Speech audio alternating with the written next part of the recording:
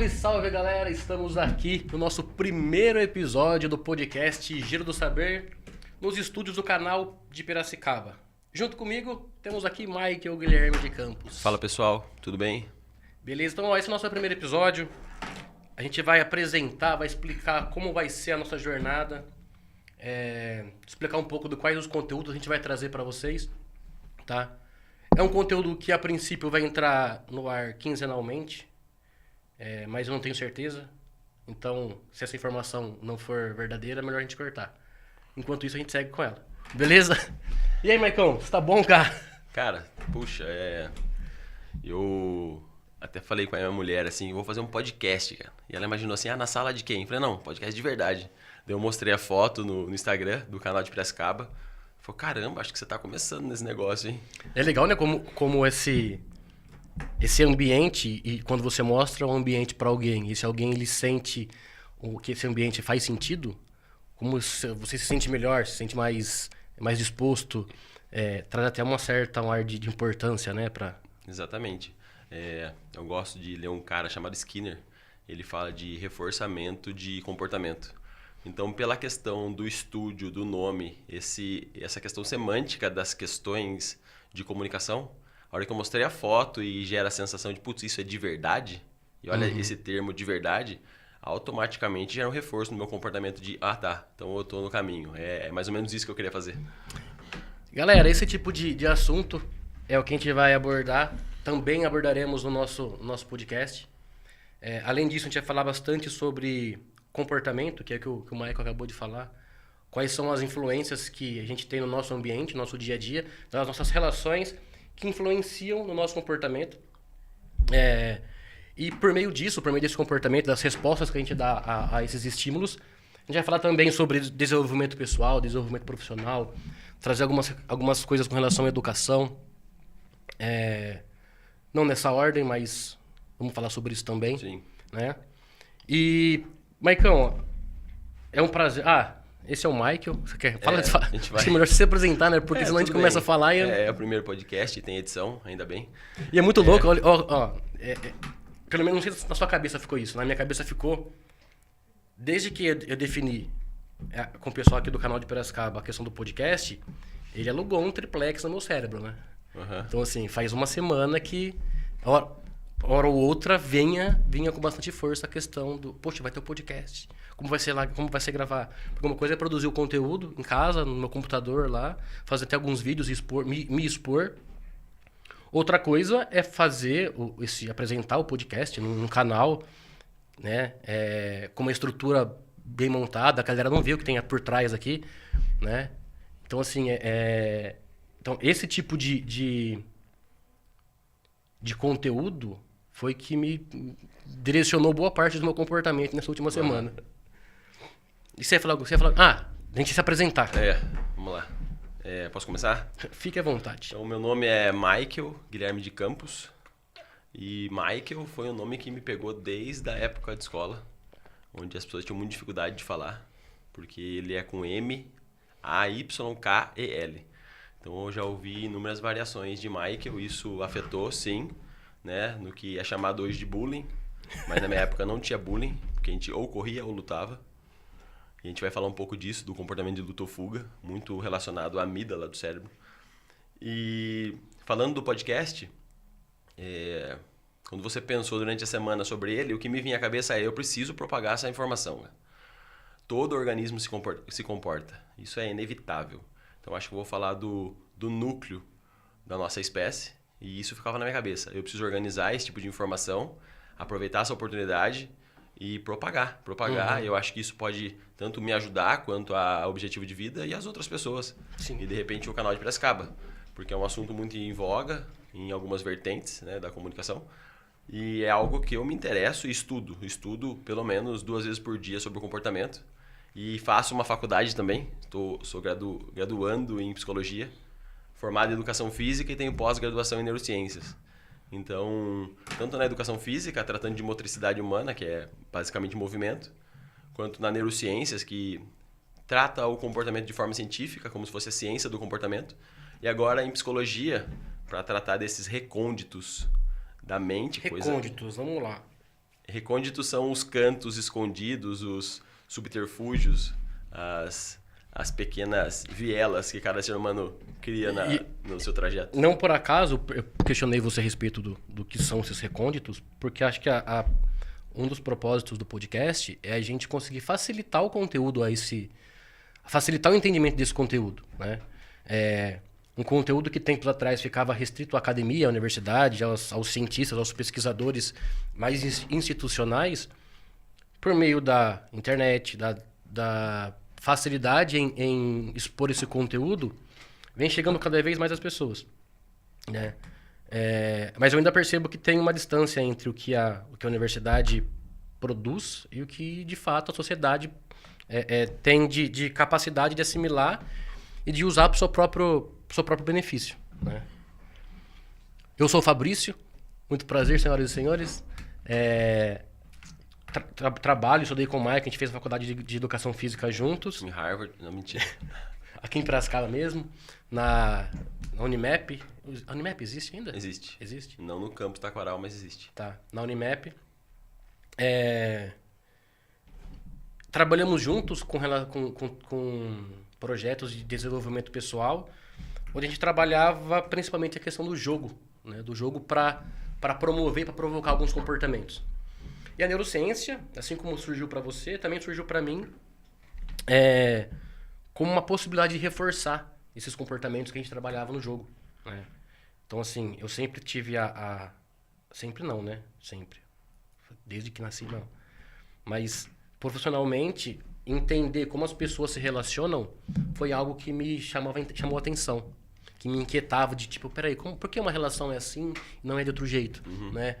Quais são as condições para que uma relação seja mais favorável para reproduzir um determinado comportamento? Tanto no aspecto pessoal quanto no aspecto profissional, né?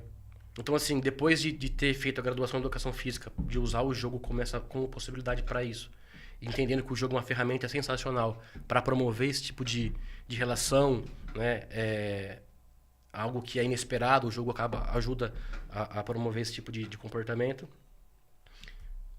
De entender, primeiro, aí foi quando a gente fez uma pós-graduação em Pedagogia da Cooperação, para entender como funcionariam, quais são os principais processos colaborativos, né, para poder trabalhar com o grupo.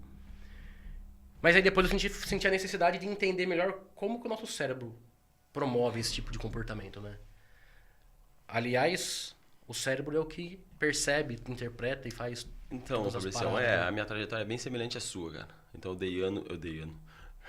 eu dei aula em escola por 10 anos.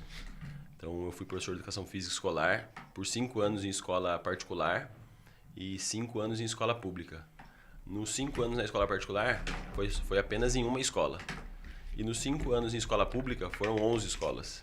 11 escolas com ambientes muito diferentes dos ambientes que eu experimentei nessa parte da vida antes de chegar nessas escolas.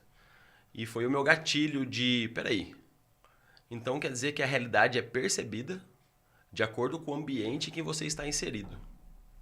E esse tipo de inquietação me fez buscar na literatura. Eu comecei a ler livro de forma voraz, só que percebi que algumas informações elas eram abstratas e muitas delas tiradas do, eu acho que é isso, isso tem a ver, que é o famoso discurso motivacional.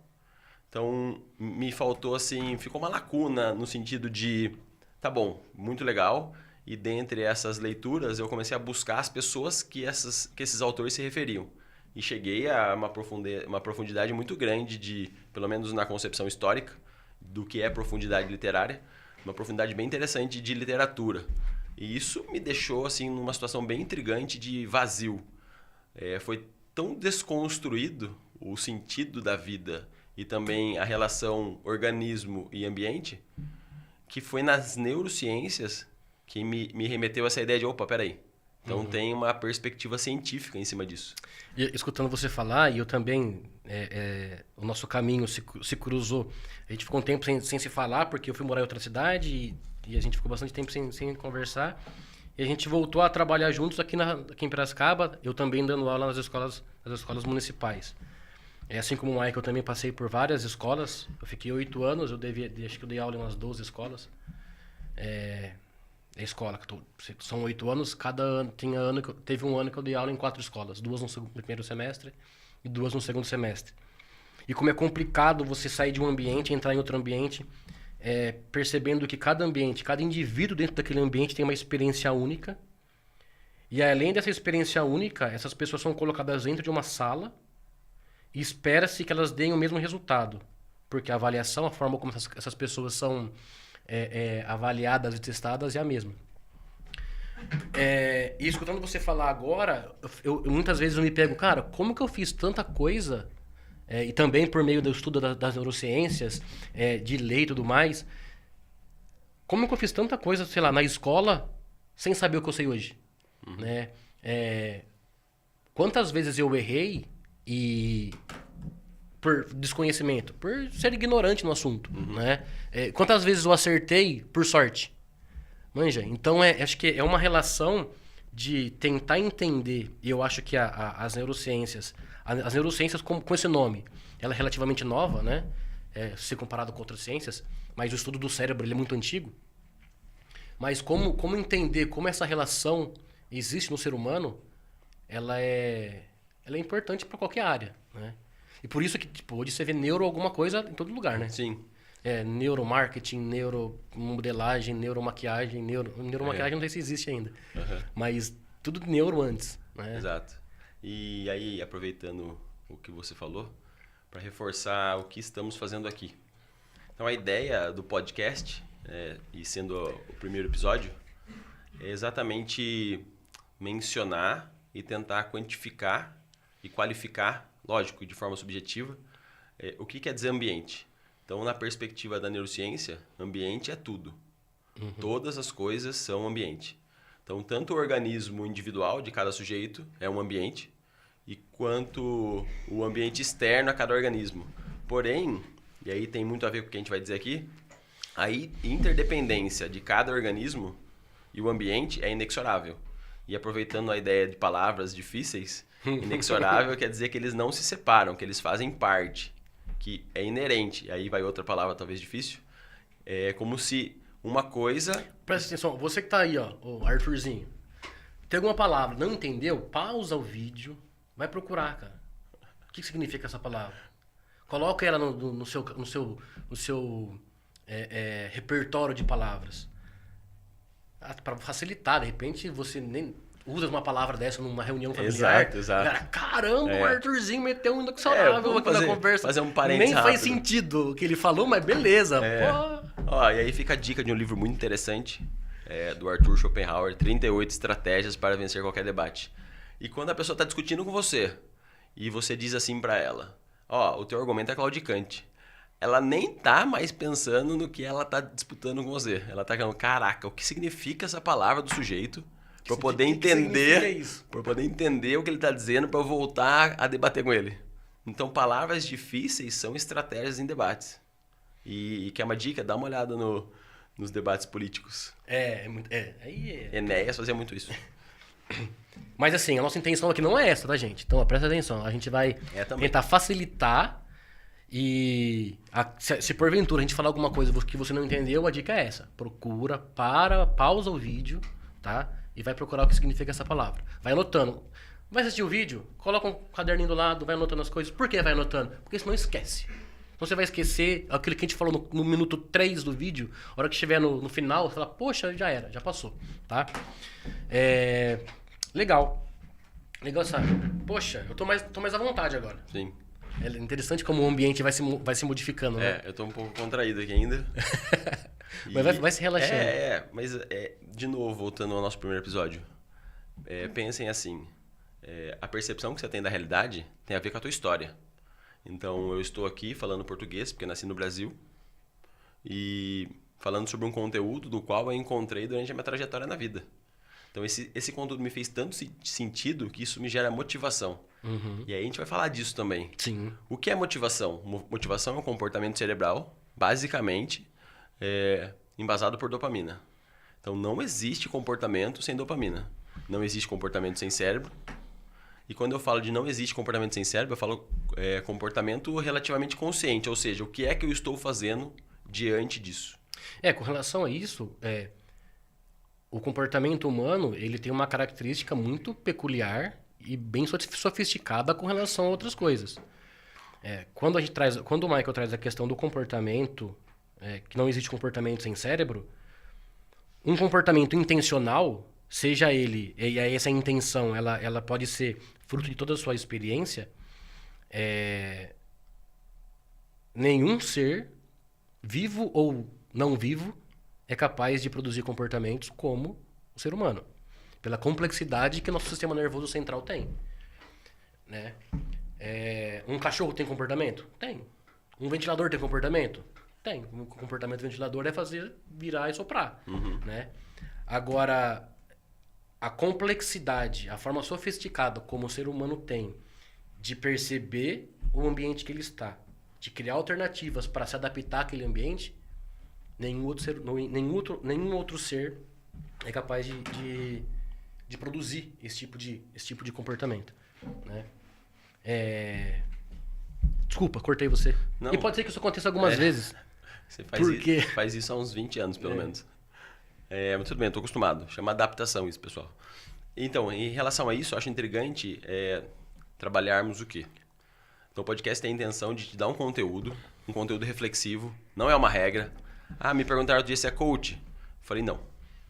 Eu não prometo sucesso e nem que você vai ficar milionário. A ideia é te dar um conteúdo reflexivo para que talvez você consiga identificar o quanto você é modulado, o quanto você é influenciado pelo ambiente. E isso é inevitável, inevitável. O meu comportamento aqui está sendo tanto modulado pelo Fabrício quanto pelo ambiente físico. Então eu estou me comportando tanto pela postura quanto pela narrativa, pela influência que eu estou sofrendo nesse momento. A questão é, se você tem um repertório, essa palavra é impressionante na ciência do comportamento, se você tem um repertório de se dar conta disso, talvez você consiga relaxar, que é o que o Fabrício mencionou. Talvez eu consiga influenciar o ambiente um pouco, ao invés de só ser influenciado por ele. E a relação que eu quero tratar com vocês aqui, e também com o Fabrício, eu gosto de mencionar livros e gosto de mencionar artigos. Por quê? Por que eu faço isso? Para que vocês não tenham a sensação... Calma, fala de novo. Fala olhando para aquela câmera ali. Tá, vamos lá. Eu gosto de mencionar livros e artigos científicos. Mas vocês podem estar se perguntando, por quê? Para que você não tenha a sensação que eu estou tirando essas informações do meu saco de informações. Das vozes... Olha só! Das minhas vozes da cabeça. Ainda bem que ele continuou. O saco de informações dele. Que pode ser o saco que você quiser. Então essa é a ideia. Então o Fabrício disse uma coisa muito intrigante. A nossa espécie é mais complexa. Percebe que a nossa espécie é a única que classifica a espécie, não só a nossa como as outras? Tem um livro de um sujeito muito interessante, ele é neurocientista, chamado Miguel Nicolelis. E o título do livro nada mais é do que O Cérebro, o verdadeiro criador de tudo. Ou seja, damos nomes, definimos, qualificamos, colocamos numa métrica só porque temos a capacidade de fazer isso. Alguma outra espécie tem? Não. Então chamarmos a nossa espécie de complexa é quase que redundante. Porque é um termo que nós mesmos usamos sobre nós mesmos. Muito louco. Não é intrigante isso? Interessante. O Miguel Nicolelis é brasileiro. Então, assim... de Capricórnio, não sei se é alguém... E é interessante falar disso porque o Brasil produz muitos... não, né? O Brasil tem muitos neurocientistas com artigos, com trabalhos bastante relevantes dentro da área da neurociência. Que legal, chega na aguinha. Eu não sabia se podia pedir. Né? Mas olha Maravilha. Só. Valeu, obrigado. Muito obrigado. Uma coisa que antes de vir pra cá hoje... Olha como eu fiquei feliz, ó. Isso aqui é ambiente modulando meu comportamento. Chegou a água, primeiro que abriu a porta, eu fiquei super tenso. Falei, será que eu tô fazendo meleca? Daí chegou a água, falei, não, é um reforço. Sensacional. Obrigado. Então olha só. Antes de vir pra cá... eu tenho uma filha de 3 meses e meio. E, putz, cara, esses 3 meses e meio, na verdade, assim, antes já mudou bastante o meu comportamento e as minhas expectativas. Hoje, putz, cada dia é um aprendizado novo. Antes de vir pra cá, a louça tava bem... A pia tava completamente suja de louça. Porque não dá tempo de lavar. Porque ou você faz a criança descansar, dormir, você fica com ela, ou você vai lá lavar a louça, né? E eu fui lavar a louça antes de vir pra cá. Beleza. E olha que legal, antes de eu chegar aqui, minha esposa mandou mensagem. Você lava a louça, que legal. Que bacana, tal. Eu ia lavar, depois colocasse a Luísa pra dormir. Isso é um prêmio de adulto, né? Olha só que legal. Salvou né? a humanidade? Não hoje, mas eu lavei a louça e estender a Cara, roupa. quem já viu uma pia cheia de louça? E por um toque de mágica, ela pia for... Isso chama... Tinha uma época que chamava mãe, que fazia esse toque de mágica. E viu a pia limpa, cara... Sabe o que é o significado processo. de satisfação. O processo da vida adulta. Mas não precisa ser na vida adulta, viu? Não. Eu tenho um filho de 9 anos. Aproveitando isso, que tem a ver com a apresentação, eu tenho um filho de 9 anos e em casa, agora no meu segundo casamento, ele é inserido nos nossos combinados, ou seja, nas nossas regras, ou seja, no nosso comportamento governado por regras dentro da minha casa. Então, quando temos um problema geral, em que ele faz parte do problema, e quando eu chamo problema é uma contingência do dia a dia.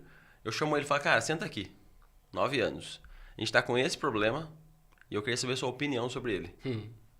Então, nesse combinado em que ele também sugere, eu acho isso impressionante, porque ele está sendo modulado por... Eu classifico como pequenos estressores para que talvez esse repertório na vida da adolescência ou na vida adulta dele, ele possa estar mais acostumado a não se sentir aflito por qualquer tipo de estresse.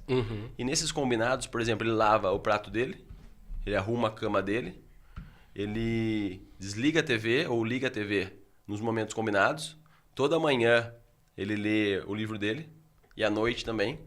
Todas as noites, todos os dias, não. Porque dá a sensação assim, ô louco, que cara sensacional, que vida perfeita. Não é por aí. A questão é, nós temos um pressuposto. E eu não sei vocês, mas quando o pressuposto está claro, me parece que a direção fica mais nítida do que eu vou fazendo e vamos ver o que dá. Sim. E eu imagino que você tem alguns reforços durante esse processo que fazem com que você repita o comportamento de chamar seu filho para conversar. Exatamente. Né? E além disso, é interessante perceber... O Guilherme tem 9 anos, né? 9 anos. É interessante perceber que, e acredito eu, conhecendo você, que você não espera que ele vai te dar uma opinião super elaborada como se fosse um adulto. Entretanto, eu também imagino que ele te surpreende em muitas situações. Sim, sim. É muito interessante isso que você falou. Eu espero que ele dê uma super opinião elaborada, só que, observando o repertório e tentando prever o que está por vir, eu falo, cara, ele tem 9 anos, você estudou sobre isso. Você experimentou o comportamento do nascer até o morrer. Então, isso é muito interessante, pessoal, porque tem uma relação assim, ó. Então, nos comportamos à espera de algo. E a pergunta que eu faço para você, Fabrício, e para você que está em casa é: parou para pensar se o que você espera sobre o seu comportamento é minimamente proporcional ao que realmente ele pode dar como resultado?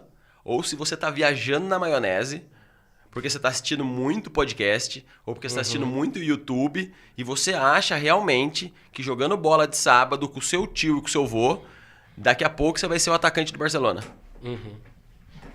Quais são as experiências a qual você se submete que fazem com que você consiga ou não consiga atingir algum nível, ou aumentar o nível de complexidade do seu comportamento?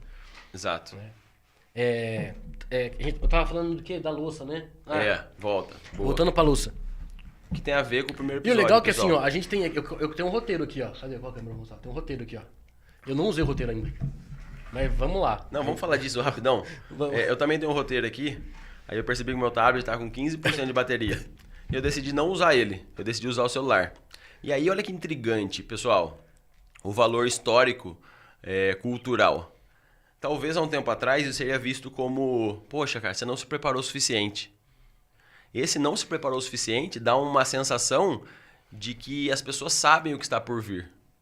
E mais ou menos nesse tema, nos nossos encontros aqui no podcast, vai gerar essa questão de, peraí, o que é estar preparado para o que está por vir? E aí isso está associado a repertório. Então eu estou usando meu celular e eu acho que tem uma característica meio bem-humorada também do tipo, caraca, o cara está improvisando o que ele está fazendo. De certa forma, sim. Só que os acontecimentos diários do ambiente externo vão impactar no teu organismo, ambiente interno. E isso é um ponto que a gente vai tratar aqui de certa forma, onde a neurociência do comportamento diz: quanto mais preocupado você tiver com o que está por vir, pode ser funcional no sentido de, opa, eu carreguei meu tablet e ele está 100% e apto a ser usado no nosso encontro. Porém, isso é ansiedade e ela é positiva.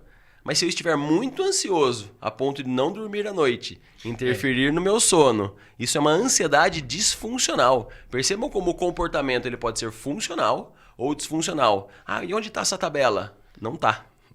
Não tem.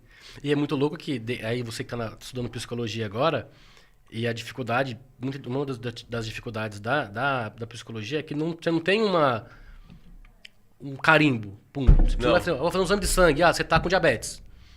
Tá lá, você tem um parâmetro e tudo mais. Na psicologia você não tem isso daí. Entendendo o comportamento, você não tem. Então pode ser que para mim um nível de ansiedade alto seja completamente funcional, por todas as experiências que eu tive, por todo o repertório comportamental que eu já tive. Então eu percebo que quanto mais ansioso eu fico para uma determinada situação, e aquela ansiedade ela não me machuca, ela não faz com que eu deixe de fazer outras coisas, mas que ela me deixa preocupado, me deixa atento, me deixa pré-preparado suficientemente para ser funcional, ao mesmo tempo que eu tenho isso, em um nível X, a mesma pessoa se pudesse medir isso daí, num nível X, ela pode ter um comportamento disfuncional. Exato. Né? E aí, é uma coisa que voltando, não sei, não foi combinado isso, mas que vai linkar com o que eu estava fazendo quando eu estava lavando a louça. Fechamos o parênteses. Fechamos um parêntesaço. Eu falei, cara, eu preciso perguntar pro Maicão, quando eu conversei com ele a respeito da gente produzir o conteúdo, de a gente falar no podcast, se você se sente ou se sentiu preparado para esse momento. Ótimo. Então, assim, a pergunta que... Assim como você perguntou pra galera se a pessoa acha que jogando futebol com o pai dela, com o vô dela, sei lá com quem, com o Chicão, no sábado, na chácara, ela vai estar preparada para ser... Chicão canhoto? Chicão canhoto, bate bem. Bate cabeceia forte. A pessoa vai estar preparada suficientemente para ser um atacante do Barcelona. Você se sente ou se sentiu preparado? Ou quando eu conversei com você, como foi essa... Legal. Então... Porque assim, mas eu quero saber... Não no tempo que a gente ficou conversando, porque a gente ficou conversando um bom tempo, né? Sim. Depois disso, a hora que foi para casa... Então, aproveitando a ideia da psicologia, hoje ela tenta criar a ciência do comportamento. Então, tem uma vertente da psicologia que tenta verificar o comportamento de forma científica. E aí, voltando na pergunta do preparado, que para mim tem tudo a ver, não, eu nunca estou preparado. Tá, então, beleza. Então, você não está preparado. É, não se sentiu preparado. Mas eu quero deixar claro... Não, cara, mas é que era essa resposta que eu queria ouvir de você. Porque se você falasse, não, papo de coach me senti preparado. Eu falei, putz, me senti preparado, quebrou com o meu texto. Eu montei um texto, legal pra isso. Você falou, me senti preparado. Olha legal. O ambiente modula no comportamento. Então pode falar agora. Eu não me senti preparado porque me parece que o preparado dá uma ideia de fim. É como se eu tivesse apto o suficiente porque eu vou encontrar. Mas sempre, pessoal, sempre o que eu e você encontraremos daqui pra frente é inédito. É inédito. A não ser que você seja cartomante ou vidente, o que você vai encontrar daqui pra frente é inédito. Eu não sei o que está por vir. Então, eu não estou preparado. Porém, Fabrício, eu nunca tive tanto repertório na minha vida como agora. Nunca tive tanto repertório. E como é que você tem esse repertório? Eu me pergunto a mim mesmo. Conhecendo coisas das quais eu não conhecia antes. Então, muita literatura, muito artigo científico. Tentando fazer agora a terceira faculdade, porque eu comecei uma faculdade de filosofia e parei, porque não deu pra mim. Então, eu acho que nessa relação teórica é uma forma de receber conteúdo. Porém, só o teórico não é o suficiente. Porque a relação que eu preciso ter com o outro fisicamente é imprescindível para minha saúde e bem-estar. Então, eu quero... Aproveitando, só deixa... Eu vi, ele deu uma respirada funda agora que ele ia começar a falar. É mais ou menos assim a ideia. A gente precisa combinar uns signos, tipo... vou falar agora quando eu... Eu ouvi isso numa perspectiva teórica sobre o triângulo, né? Ou a pirâmide do bem-estar. Tá? Então, bem-estar não é uma definição absoluta, pessoal. Mas, segundo a ciência, um sono regular, uma alimentação regular... A atividade física regular é a base. relacionamentos sociais, e não é com qualquer caboclo ou menininha. Relacionamentos sociais com pessoas das quais você sinta confiante a trocar informações e as informações dessas pessoas agreguem algum valor. Ah, mas tem uma tabela definitiva? Não. Vai ser no tato ali, ó. É enfiar o dedo na tomada e ver se dá choque. E a ponta da pirâmide está você. Essa relação de self. E aproveitando esse momento, Antônio Damasio fala sobre self. Self é o eu mesmo, o que você acha de você mesmo. Quando você olha no espelho e fala assim, esse cara é interessante, ou essa mulher. Então, de novo, base da pirâmide. Um sono regular, porque o sono reflete no teu comportamento cerebral. Alimentação regular, porque o que você come também reflete no teu comportamento cerebral. E atividade física, que também reflete no comportamento cerebral. Essa é a base. Relacionamento social com pessoas das quais você possa confiar, com que você sinta bem, com que você receba bons conselhos, boas opiniões e também possa compartilhar o seu ponto de vista. Isso vai refletir na ponta da pirâmide, que é você. Saca? O você na ponta da pirâmide não deve vir antes. Então, e é louco que assim, cuidando dessa pirâmide, talvez você possa, se não estiver preparado, mas ter um repertório comportamental que te deixa menos propenso a desistir de se expor, de ter experiências que são novas, que são estressoras. Ou desistir de propósito. Sabe assim, eu quero sair dessa. Então, é justamente isso. Então, quando eu falo desistir, de repente, não, eu escolhi desistir. Ótimo, vai ficar claro pra você. Porque e é legal a você entender que desistir, procrastinar, eles são comportamentos que dão motivação, dão prazer, um prazer momentâneo. Então, só tem uma situação complexa na minha frente e eu desisto, momentaneamente fala, poxa, me livrei de um problema. E a gente tá a todo momento tentando resolver problemas e criar problemas, tá? Mas voltando ao lance do preparado, por que eu perguntei isso pra você? Eu também eu me sinto mais apto do que há muito tempo atrás para poder falar de qualquer conteúdo, né? De qualquer conteúdo não, né? Desse conteúdo que a gente tá falando agora. Mas eu também tenho certeza que daqui, sei lá, 1 mês, 2 meses, 6 meses, 1 ano, eu vou olhar pra esse episódio e falar assim, putz, cara, foi meio zoado, hein? Ou podia ter melhorado aqui, melhorado lá, tudo mais. Então, assim, pensando numa perspectiva evolutiva, a nossa espécie, uma das opções da nossa espécie, se destacar e conseguir... Se destacar não, né? Conseguir perpetuar alguns comportamentos para chegar onde nós chegamos, é a possibilidade de aprendizagem. Sim. Para aprender, e para conseguir aprendizagem que eu digo é conseguir simular comportamentos, simular situações, conseguir se adaptar frente a novas situações, ter flexibilidade para entender que hora eu preciso agir de um jeito, hora eu preciso agir do outro, enfim, diversos aspectos. Então essa aprendizagem ela só é possível se a gente não sabe. Então olha que louco. O nosso cérebro, ele tem uma memória, apesar mesmo não sabendo qual é a capacidade, mas tem uma memória finita. Sim. Né? Pelo menos o seu tempo de vida. Sim.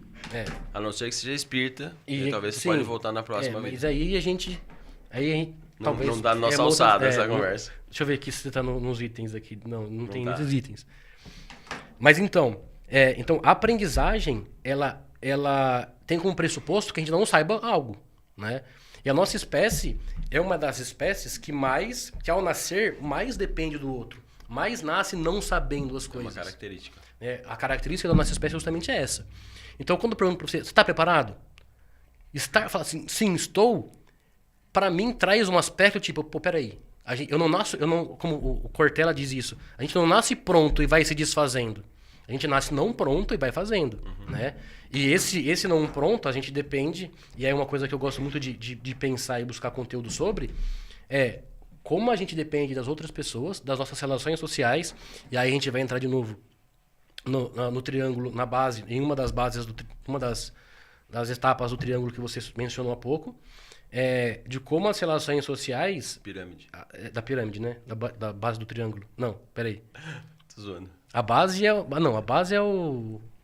Pirâmide que pirâmide pega bem, né? Pelo nome bonito, pirâmide. Nossa, não sei se é tão bonito assim, mas beleza. De como as relações sociais influenciam o nosso comportamento. Influenciou no primeiro momento de vida que você é dependente de outro ser humano para você conseguir sobreviver. Eu não tô nem falando para você se desenvolver plenamente, blá, blá, blá, blá, blá, blá. Para você sobreviver, você precisa de um cuidador, você precisa de um adulto, né?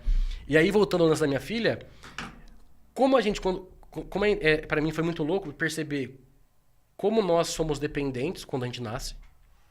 Do mesmo modo, como hoje eu me sinto dependente da relação que eu tenho com a minha filha. Né? Então, ela é dependente de mim, da minha esposa e da minha mãe, enfim, do vô dela e tudo mais, para poder cuidar dela em alguns momentos, cada um num momento específico. Mas eu também sou dependente dela, porque existe um vínculo entre eu e ela que hoje me torna dependente desse vínculo. Né?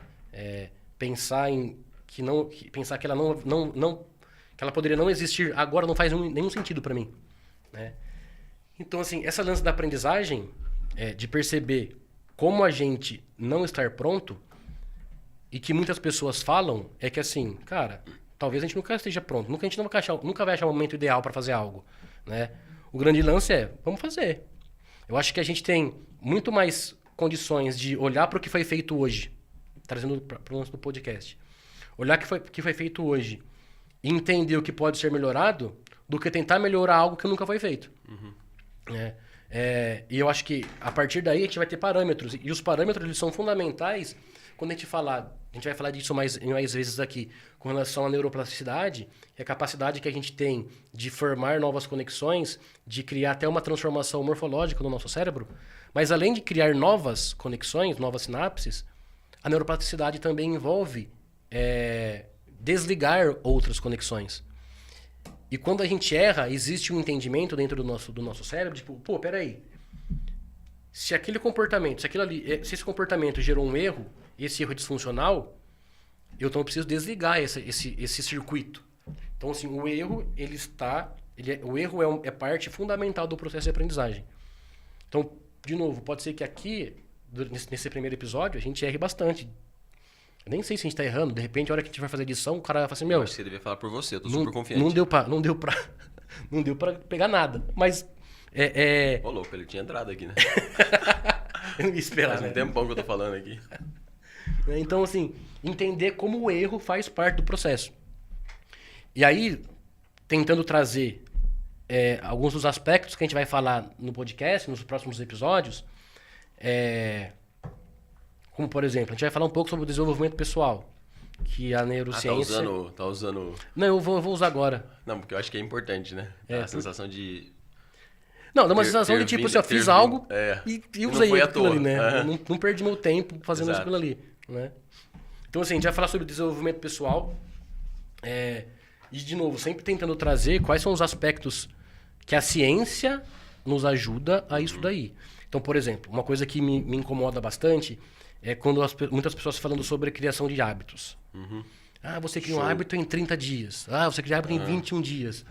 Ô, Salaminho, você quem? Isso. Por quê? Fala com o Cada pessoa... Deixa eu falar com você. Você que tem na sua casa agora, ó. Assistindo o podcast lavando louça. Para de lavar louça. Por que eu falei isso? Porque eu assisto podcast lavando louça. Eu também.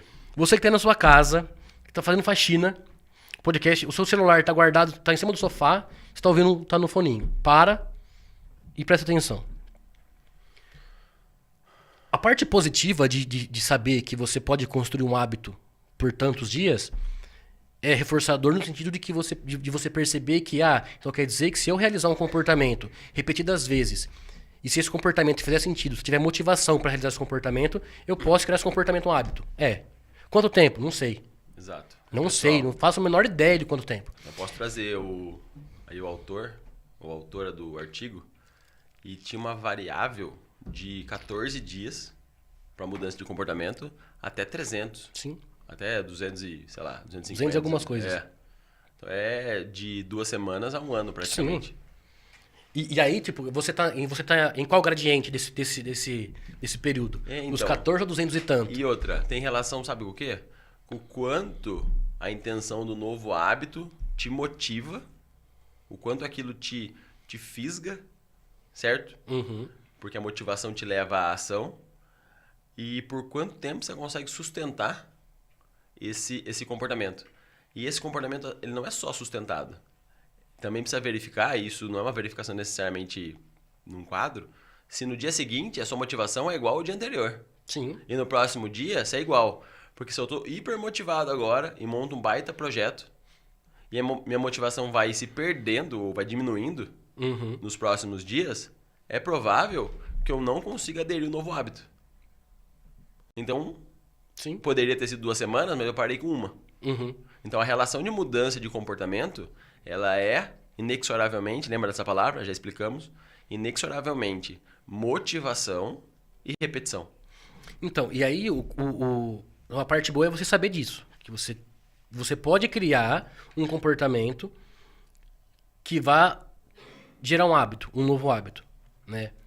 A parte ruim que eu vejo de muitas pessoas trazendo uma quantidade de tempo, como se fosse algo pronto, é que assim, a hora que a pessoa vê lá que ela pode criar um novo hábito em 30 dias, e ela começa a fazer aquilo, e ela não conseguiu criar um novo hábito em 30 dias, a minha preocupação é a frustração que essa pessoa pode ter de falar assim, putz, então isso não é pra mim. Vamos ficar um pouco nisso, vai. Então isso não é pra mim, então deu. Então quer dizer que esse lance de acordar 5 horas da manhã pra eu ser mais produtivo, não é pra mim. Cara, o problema não é você acordar 5 horas da manhã. O problema é que você precisa entender que cada pessoa tem uma experiência, tem um ritmo de aprendizagem diferente, tem um cronotipo diferente.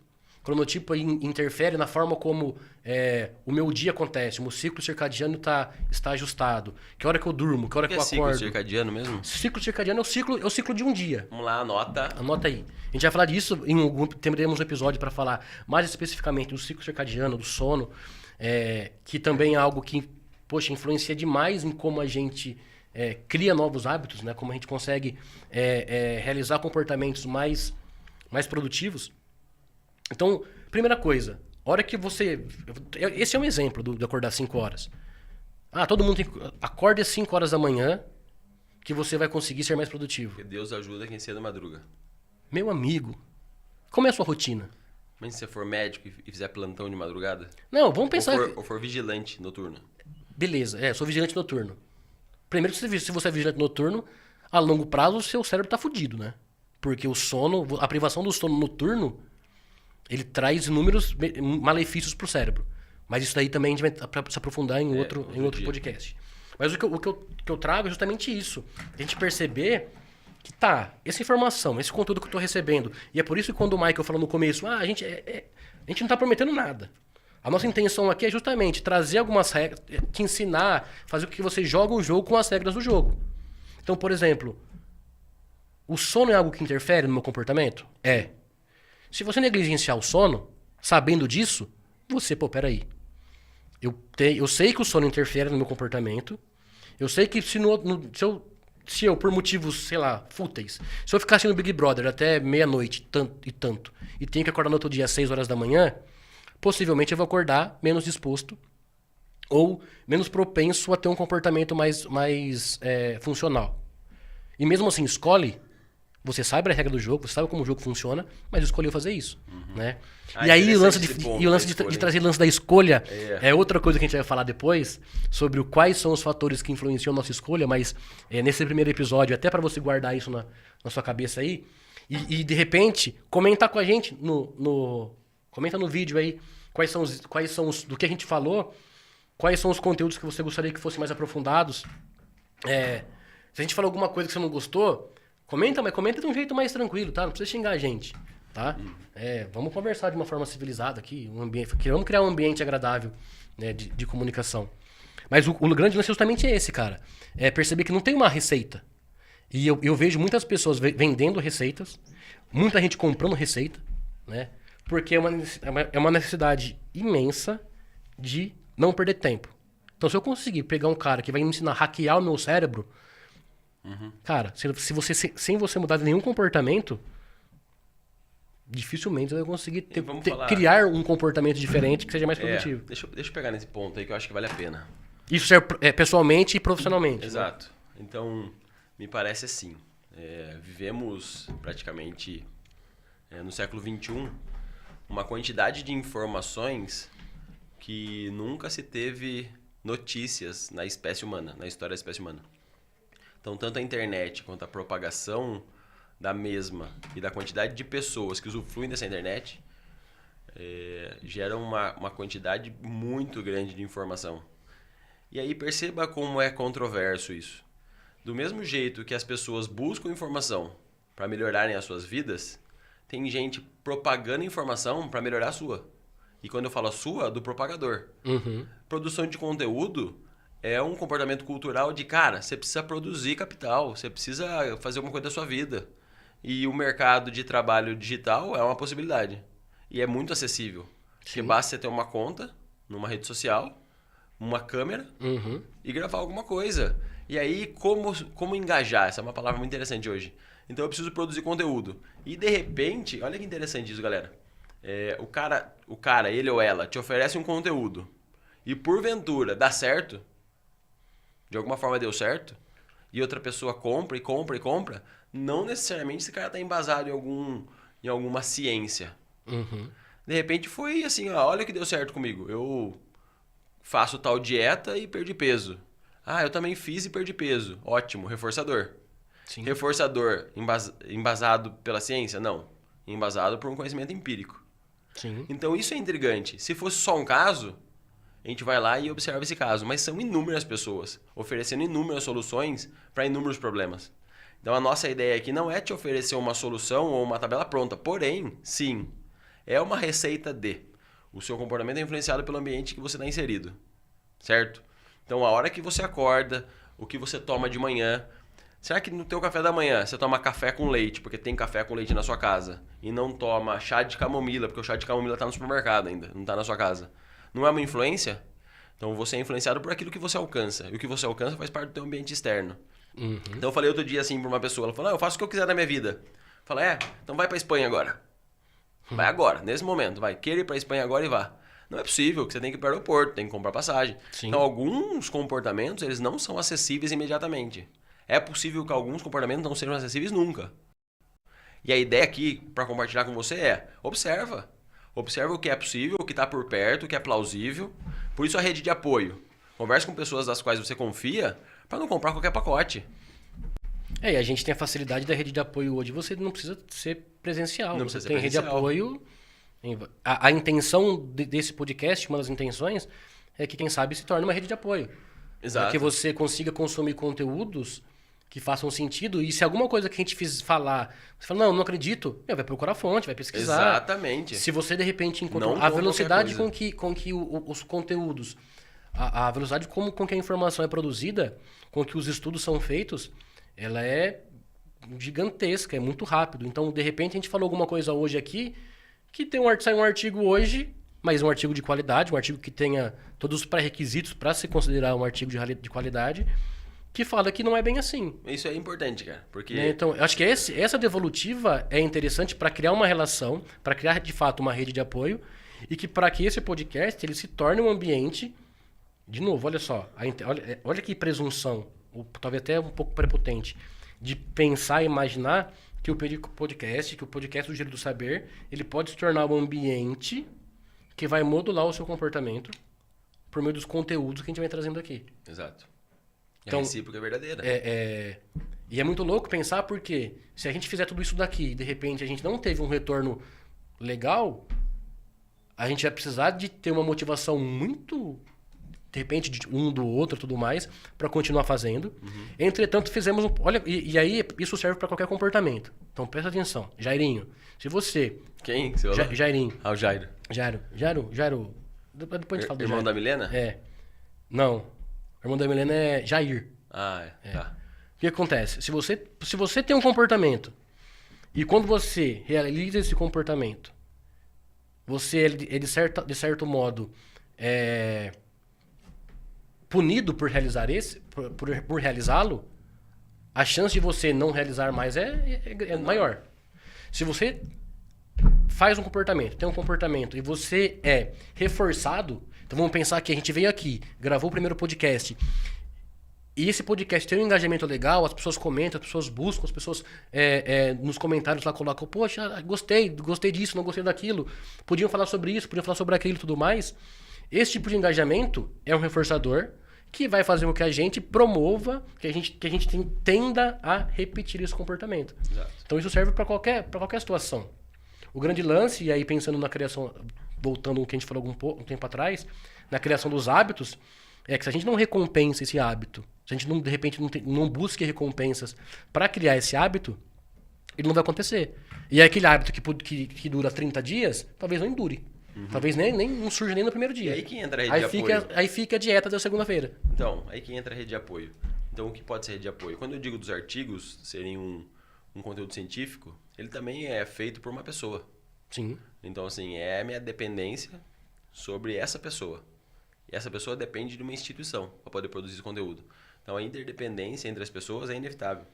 E aí, sobre a rede de apoio, E quando o Michael fala inevitável, gente, a interdependência entre os seres da nossa espécie, ela é inevitável mesmo. Se você fala, eu faço as coisas sozinho, não faz. Não consegue fazer nada sozinho. E eu arrisco, desafio. Desafio é você a colocar no comentário aqui o que você consegue fazer sozinho. Sem ajuda de ninguém. Eu fiz sozinho, só eu. Só. Escovei o dente hoje de manhã. Não. Quem fez a pasta de dente? Quem fez a escova de dente? Quem foi o cara? Se o cara aqui em Piracicaba, quem que é o órgão de água? Semai. Se o cara do Semai lá, se o Bastião do Semai não vai lá ligar a água na sua casa, Ou fecha lá na distribuidora, não chega água na sua casa. Não escova o dente, pelo menos usa água. Quem fez sua pia, seu banheiro? Não é? Quem te fez? Mas pensa aí. Desafio de casa. Esse mas se você partir do pressuposto que alguém me fez, já não consigo fazer sozinho, entendeu? Nada do que eu faço hoje poderia ter sido feito se alguém não tivesse me feito. Uhum. E a ideia de rede de apoio é essa. Por exemplo, você toma algumas decisões. E se não tiver ninguém pra te falar, viu, isso aí é mó cagada. Ou não tiver alguém pra te falar, viu, vai com tudo, cara. Uhum. Percebe que você fica à mercê de uma própria percepção e que às vezes é contraditória. Porque você pode se sentir mais confiante ou menos confiante.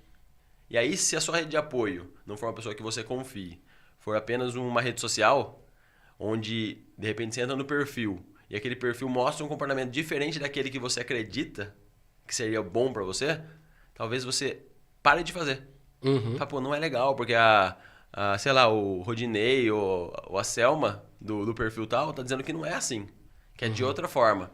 Então, uma coisa que eu vou te chamar a atenção é, como o ambiente modula o teu comportamento, a pergunta que eu te faço é quais são as suas fontes? Quais são as pessoas das quais você está dando credibilidade para que, de acordo com a informação dela, você tome isso como verdade ou pelo menos plausível e insira na tua vida. Então esse é o ponto. Então você vai encontrar artigo, aí voltando naquela parte que você falou, você vai encontrar artigo de tudo. Sim. De tudo. Qualquer pessoa dentro dos métodos, dentro das bordas do protocolo científico pode escrever um artigo. A questão é, o resultado desse artigo, ele é uma evidência confiável ou uma evidência não confiável? Porque existem muitos, na verdade a maioria dos artigos não tem uma evidência confiável. Uhum. Porque ou tem problema na metodologia, ou tem viés do pesquisador que quer dar aquele resultado, ou tem problema na distribuição dos pesquisados. É um grupo muito homogêneo, onde a probabilidade de ter dado o resultado esperado é enorme.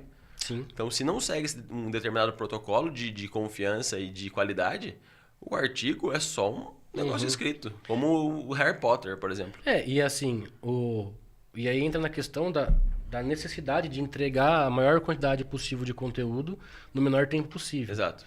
Então, assim, e dentro da produção de conteúdo, e eu vou considerar o artigo, a produção científica, um conteúdo a ser produzido, a lógica é a mesma. Se a pessoa, o processo não acontece dentro de um tempo esperado, de repente a pessoa perde a bolsa. Vou falar disso. Então, ok, vamos lá. Então, vamos ficar nessa parte do artigo. Eu estou entregando um artigo. Quem sou eu nesse cenário? Então, eu sou uma criança que cresceu em determinado contexto, pode ser uma escola pública ou particular, vamos supor que seja particular. Então, eu passei no vestibular pressionado pelo ambiente escola. Uhum. Então, os alunos da minha escola que passavam em boas faculdades tinham sua foto expostas no cartaz da escola. Sim. Então, eu estudei muito porque eu queria isso. Então, ser exposto no cartaz da escola. Então, o cartaz da escola modulava o meu comportamento. As matérias que os professores diziam que cairiam no vestibular modularam meu comportamento. Sim. As minhas notas, quando entregues para os meus pais, se fossem positivas, eu recebi um reforço. Se as minhas notas não fossem boas, eu recebia uma punição, o que modulava meu comportamento.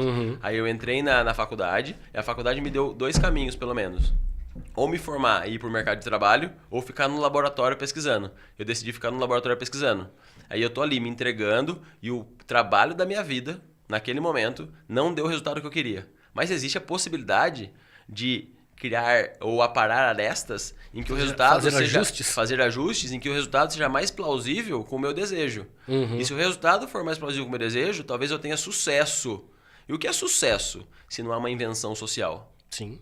Uma invenção social do que é bom, do que é ruim, do que é mais aceito, do que é menos aceito. Então percebe como o meu comportamento é modulado o tempo todo, desde o dia que eu nasci, até chegar nesse artigo em que eu estou produzindo, estou publicando e vou receber um feedback sobre ele. Se o feedback for muito negativo, é possível que eu gere a seguinte questão. Pô, continuo no laboratório ou saio daqui? Sim. Mudo minha vertente de pesquisa ou insisto nessa? Entende como as minhas decisões são o tempo todo 100% da vida tempo, modulada pelo ambiente. Ah, mas não é inevitável, inevitável. Eu vou de forma bem-humorada dizer que não é uma forma de barganhar com isso. Ah, mas eu discordo. Tudo bem, você tem a sua opinião. É isso.